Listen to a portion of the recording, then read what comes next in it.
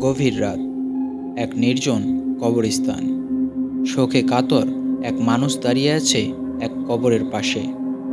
কবরটা আজ কেবলই নতুন, কবরের মাটি এখনও ভেজা। তার চোখে পানি, কিন্তু বুকের ব্যথা আরও গভীর।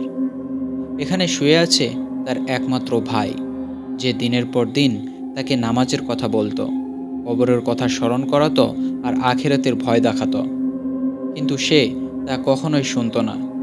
ব্যস্ত ছিল দুনিয়ার মোহে, জীবনের রঙিন খেলা আর নফসের মিষ্টি ধোকায়।